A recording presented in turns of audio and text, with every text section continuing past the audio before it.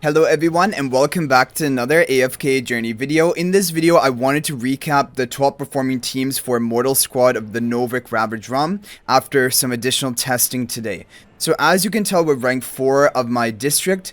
We are at 126.4 billion damage and the rank 1 is at 128 billion damage.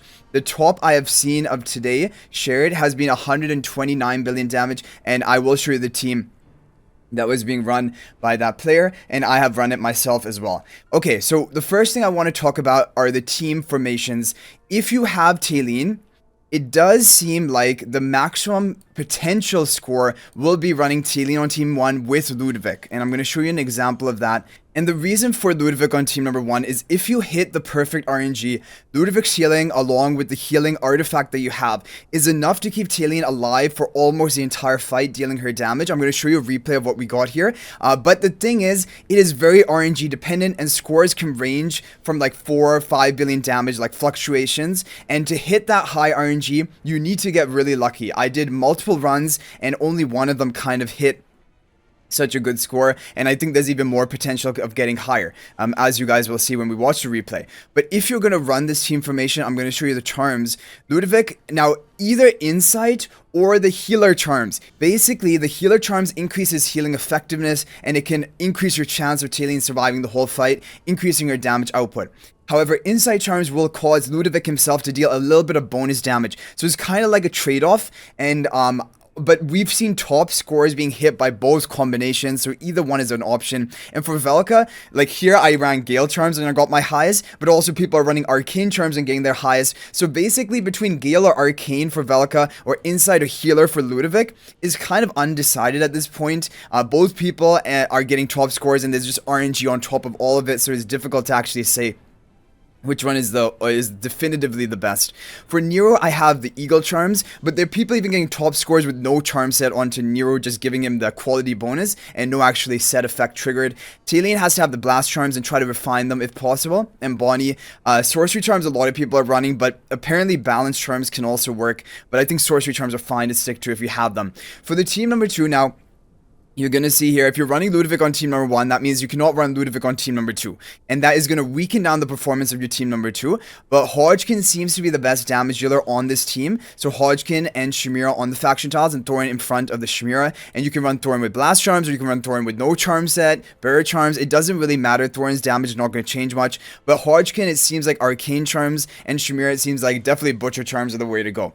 Now, if you don't have Hodgkin, that is fine, because I'm going to show you another team version where you can just replace Hodgkin for Callan. And Callan can work even at low ascension, low copies, because he's not really here for damage. He's just here for some of that additional shielding. And so you can even run Callan here rather than Hodgkin and just change it to the harmonic spell. I'll show you that team later. But basically, you don't need to run Hodgkin and you can still get similar scores. So I'm going to take a look at the replay of the team number 1. You're going to see what exactly is going to happen here. I believe this is the one where my Talene survives almost the entire fight. But you're going to see how close it gets at many different times. And that is the thing. In a lot of fights, what's going to happen is you're not going to get that perfect RNG, and Talene is going to die multiple times over the course of the match.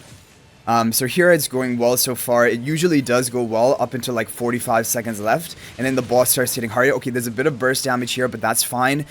You can see here, when Nero casts his ultimate, you kind of get that like time slows down, but the healing ticks are still going active onto the Talene. And so that is something. There you go. Look how low on health we got. Talene was almost dead. Nero casts his ultimate. The healing ticks keep going onto the Talene. They were so close to dying at multiple stages right here. Even right now, look at this. Now she goes down with 23 seconds left.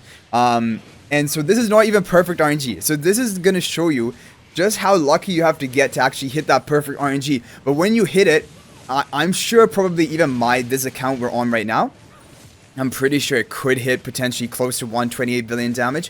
That is how much that RNG matters. Because if Talene can cast a whole fight, that is going to increase your damage by at least 1 to 2 billion. And so that is the thing. Here she did 39.5 billion damage. But the top scores with the perfect RNG, they're hitting over 40 billion damage with Talene. So yeah.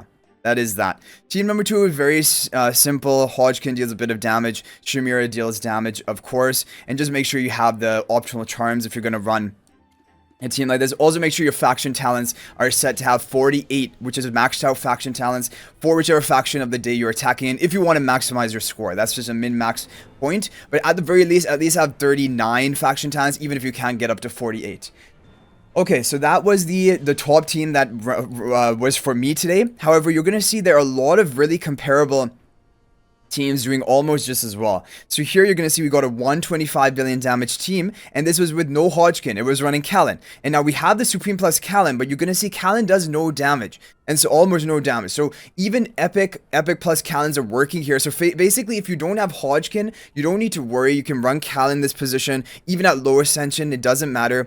And Shemira is just going to do all the damage for you. And the damage from this team number 2 is going to be very similar to the Hodgkin version, because Shemira is going to step up and deal more damage compared to with Hodgkin. She deals less damage, but Hodgkin deals more damage. So it's fine if you have this team. And you're going to see here are the charms. We were running cheetah charms onto Callan, which are recommended. However, honestly, people are running it even without a charm set. It doesn't matter that much. It's all about the Shemira on the team number 2. And team number 1 is exactly the same. I don't know if we hit the good RNG. We must have hit decent RNG to get a good score. Like, look, 40.5 billion damage on Talene. And we were running the arcane charms onto Valka. So, but on this team, I was running the healer charms onto Ludovic to test it, to see is it going to work. And you're going to see Ludovic's damage is lower. However, Talene's damage is higher. Valka's damage is a bit higher. But we can take a look at this replay to see, does he keep Talene healed more effectively? And not really. It still is going to come down to RNG in the end. And that's why I say probably better to just stick to the insight charms, because they're kind of consistently outperforming healer charms. But the top of today, which got the 129 billion, it was with healer charms. So I believe it was with healer charms, but there are people who are getting that high with insight as well. So you can't you can't clearly say which is the better option. But these are all the Talene teams. Don't worry if you don't have Talene. I will show you the other options as well. I just wanted to get through this point first of all, because you're going to see this is why this basically, if you're running a Talene comp, is more brutal for you in Ravaged Run, because although your damage potential is higher, the RNG is so bad. And for the other teams without Talene, there's hardly any RNG involved in them. Like maybe 1 billion damage fluctuation, and if you did like even 5-10 runs, you're probably going to hit your top score. But with the Talene team, you need to keep her alive for long enough. So there you go, Talene died, and that's not what you want to happen. You want her to survive the whole fight, and that is going to make the difference between the absolute top scores of today and then like the second, third, and like for example us at the 4th position. Okay guys, now I'm going to show you from the previous week. This was 124 billion damage, and this was dealt with a no Talene team, and this was even before Cecia has optimal charms. Cecia's optimal charms are considered the Gale charms. Other than that, everyone is basically on their optimal charm set. And yeah, we didn't even have like blast charms or anything on to Thorin here, but it got 124 billion damage, proving to you that even if you don't have Talene is not an issue, because this is a pretty free-to-play friendly version as long as you have these heroes built up to Mythic Plus or Supreme Plus on the key heroes, and there's no Celestial Hypogean involved in these teams. And also the good news about these teams is, like I said, the RNG is not going to be a big factor. There's going to be some RNG, like for example, you could fluctuate between, like for my account, maybe 122 or 123 up to 124, maybe even potentially 125 billion damage, but it's not going to be massive swings, and your team is for the most part going to remain alive. So this is the team number 1, Nero in front of Cecia, Caroline in front of Bonnie, and then you have Velka. Velka can work at 1 copy or lower ascension, that's fine. Nero, honestly, he just needs to survive, that's basically it. Ideally, they'll have Cecia, Carolina, Bonnie at Mythic Plus or above. That would be important because they are going to be contributing decent damage. Although Carolina doesn't actually contribute that much. It's mainly Cecia and Bonnie. And Caroline is mainly in the supportive role because she's going to do the magical defense shred onto the boss. So that is the major reason why she's so good. But you can even try Hodgkin rather than Carolina. For example, if you have Hodgkin built but not Carolina, for example. Or you can try any other Graveborn hero. But try to use Cecia and your Bonnie as a damage dealers. If need be, you can try something else. Team number 2 is using Shemira. So Shemira is really kind of essential for the Ravaged Realm, and even if you don't have her built up, for example, maybe she's only at Mythic level, or maybe she is at Mythic Plus +5 exclusive equipment, generally for Dream Realm, that would not put her like in a usable tier. for Dream Realm. However, for Ravage Realm, she still is going to be your top performing option as compared to like not running Shemira at all. Shemira is that good that even before getting to her major upgrade, she's good. And once you get that plus 10 exclusive equipment upgrade, she is going to like blow your score up and get you into those top ranks. Or at least competing for the top ranks. So that is basically it. Now, if you look at the team here, yeah, you want to have Gale Charms onto Cecia, Bonnie, we have Sorcery, Arcane onto Velka probably, but Gale should be fine. And then Nero, his charms don't really matter, but if you want Eagle and Arcane for Carolina. Team number 2, again, Butcher onto Shemira, Insight onto Ludovic. Definitely for this comp, you want to run Insight onto Ludovic because you don't need that additional healing and you run the Harmonic spell. So I'm going to take a look at the replay of team number 1. With the surging spell from that shielding, it's going to help keep your team alive because this team doesn't have a healer, like for example that Talene version with the Ludovic, and it doesn't have the healing artifact, but it has a surging artifact, and that is enough to keep this team alive, and that is the important thing. Everyone is going to be grouped up enough to get the shielding from the surging spell, other than Carolina Bonnie sometimes can drop out of it. Yeah, but that should be fine. I think there are some occasions where Carolina can die. We'll have to see about that. Because she's actually not in range for the surging spell, which is kind of... yeah, it's kind of a problem, but... yeah. The thing is, Carolina already is not contributing that much damage, so as long as your Bonnie and CC are surviving the whole fight, that's the most important thing. We have 37 seconds left. Carolina is still alive. And I guess the other thing is that because of the Nero's ultimate, the Carolina will resurrect even if she does die. Bonnie gets low. Bonnie's getting low here. Carolina's also getting pretty low. 24 seconds left. Yeah, Carolina's probably going to go down. Oh, nice. Beautiful surging spell is actually going to protect the Carolina. So this is how we got the good RNG with the surging spell. Carolina does go down here with 11 seconds left, but honestly, she was alive for most of the fight, and she's still going to be here in the spirit form, and as long as Bonnie survives the whole fight, that is more important. And there you go, 53.4 billion damage with the team number 1, which is really good. And the Shemira team number 2 with Ludovic, this is the all-time best form of a team number 2.